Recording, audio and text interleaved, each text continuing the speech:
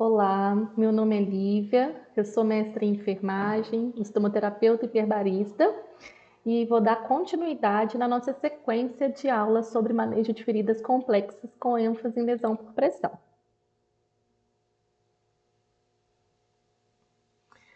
Um dos instrumentos utilizados para fazer a avaliação das feridas é o instrumento Timeris. A gente tem um manual, um guideline só para isso, tá? Que fala só sobre ele. E o que significa? Ele é um acrônimo, olha, é o TIMERS. Cada letrinha tem um significado, tá? Então, quando eu pensar na letra T da palavra, eu vou pensar em tecido inviável. Então, quando eu vou avaliar uma lesão, eu preciso preocupar com a limpeza dessa lesão.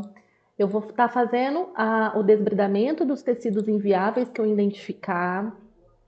E vou estar fazendo a preparação do leito da ferida. Quando você limpa e desbrida o leito, você prepara essa ferida para estar recebendo a cobertura. Quando eu penso na letra I, eu vou estar fazendo o quê? Identificando se tem sinais de inflamação e infecção. Então, eu vou estar olhando se tem algum sinal de inflamação, se tem algum sinal de infecção. E isso também eu vou estar fazendo o controle da carga microbiana. Então, eu preciso pensar em substâncias tópicas ou sistêmicas para controlar a carga microbiana caso a ferida esteja infectada, tá? Então, com isso, eu faço também o controle do biofilme. Todos esses conceitos, eles vão ser detalhados mais à frente, tá? A letra M, eu vou pensar no controle de umidade. Eu vou avaliar se aquela ferida está com algum desequilíbrio de umidade, que pode estar associado a alguma infecção, como que está a característica do exudato dessa ferida, se ele é presente, se ele é ausente, e qual que é o odor desse exudato, tá? A letra E, eu vou pensar sempre associar a borda da ferida. Então, eu preciso ver se essa borda está sadia, ou se ela está macerada, ou se ela está em epíbole. Se precisar, eu vou precisar reconstruir, remodelar essa borda, porque se ela estiver cicatrizada, a ferida não vai caminhar, porque ela precisa contrair da borda para o centro.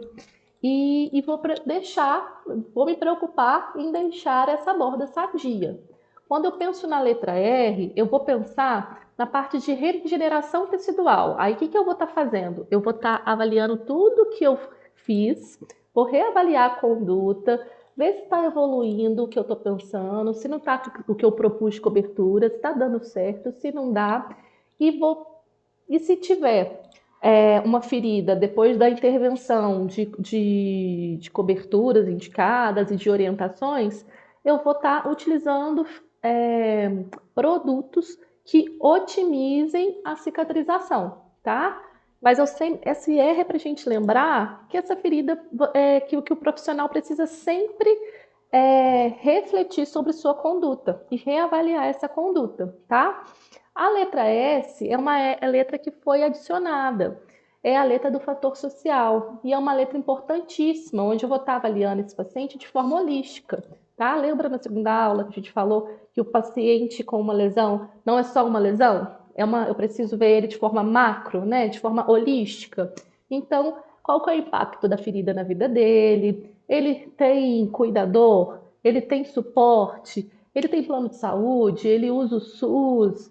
Ele tem recurso financeiro, para ele consegue adquirir cobertura? Não, ele não consegue. Então, qual que é o entendimento dele?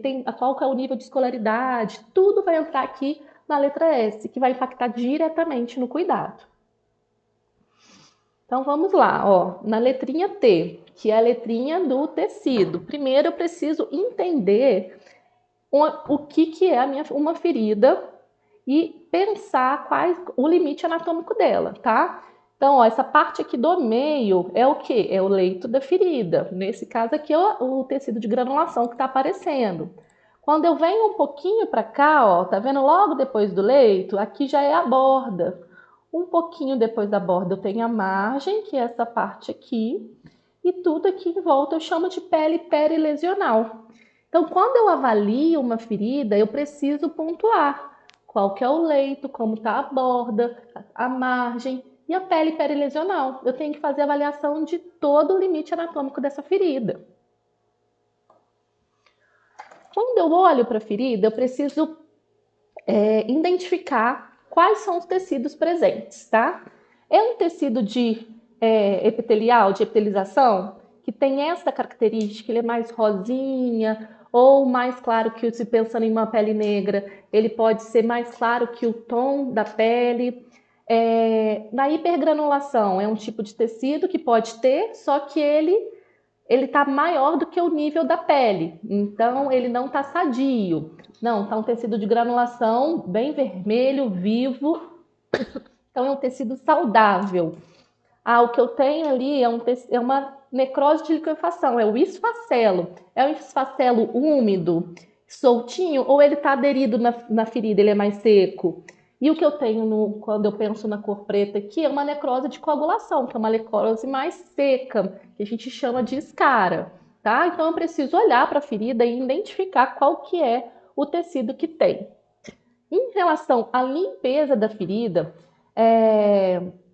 o primeiro e o segundo guideline que eu mostrei para vocês, eles vão trazer o termo da higienização de feridas. Esse é um novo conceito em relação à limpeza de feridas. O guideline que eu apresentei de 2020 e 2022 vão trazer algumas etapas. E a primeira etapa que ele aborda é o conceito de higienização das feridas, da ferida. É um conceito onde ele traz a importância da limpeza da ferida. Na verdade, esse guideline ele vem e fala assim, gente, se a ferida estiver sendo limpa de forma correta, a ferida vai evoluir, ela vai caminhar, tá? A gente precisa levar em consideração outros fatores, sim, mas é um fator importantíssimo. Por que esses guidelines vieram pontuar de forma enfática a importância da limpeza da ferida? Porque as pessoas começaram a ficar preocupadas só com colocar cobertura. Então eu tiro cobertura e coloco cobertura. E aí esqueceram do principal, do básico, da limpeza, tá? Então o que esses manuais vão falar? Eles vão falar da importância de usar soluções antimicrobianas e surfactantes para estar limpando a ferida. Aí você fala, Lívia, mas isso eu não tenho no meu serviço. O soro eu nunca vou deixar de usar, tá? Então, ó, a irrigação com soro por meio da perfuração do frasco, após a asepsia desse frasco, você usa a agulha 25/8 ou a 40/12. Ou você pode estar também utilizando a seringa de 20 acoplada na agulha 25/8 ou 40/12 e vou fazer uma pressão única com uma distância de 10 a 20 centímetros daquela lesão. Esse jato, ele foi estudado que ele está em torno de 5 a 12 PSI.